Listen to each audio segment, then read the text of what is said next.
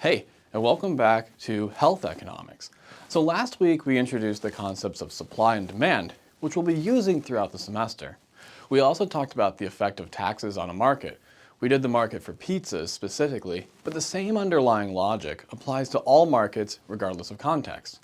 This time around, we're going to talk about two concepts. The first one being subsidies, and the second one being insurance.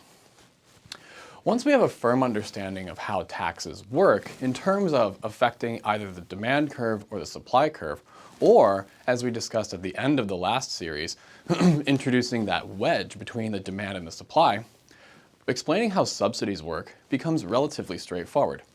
A subsidy is almost the exact same thing as a tax. The only difference is that instead of the government taking money from us as a result or as a part of an exchange, the government gives money as a part of an exchange, and they can give that money to either the buyer or the seller. So really, a subsidy is just the same thing as a negative tax. And we would analyze it the exact same way that we would as a tax, but we would put a negative sign in there instead.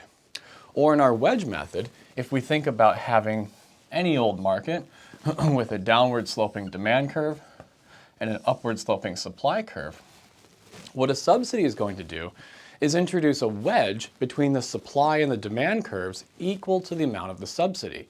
But since it's a negative tax, rather than being over on the left-hand side of this, it's going to be over on the right. And the result here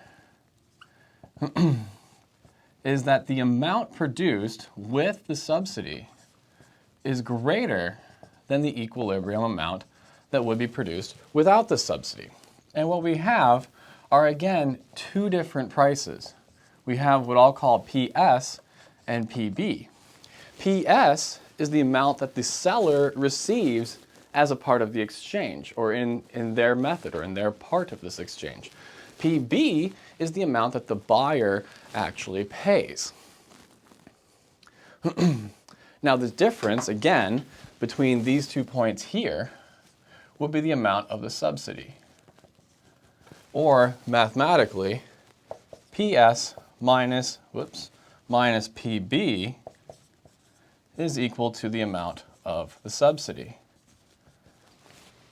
People who get the subsidy get to pay PB, and the sellers get to receive PS.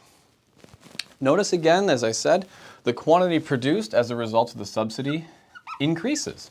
So there will be more of this available with the subsidy than there will not be. Recalling one of our first discussions about how people with insurance end up paying less for healthcare versus how much people without insurance pay, this price differential should be illuminating. Now this price here will be the price that people with insurance or with some sort of a subsidy would pay. And this price up here would be the out-of-pocket expense of someone without a subsidy or without some sort of insurance. The result of this is that people with health insurance or access to Medicaid or Medicare end up paying something closer to PB, and people without end up paying something closer to PS.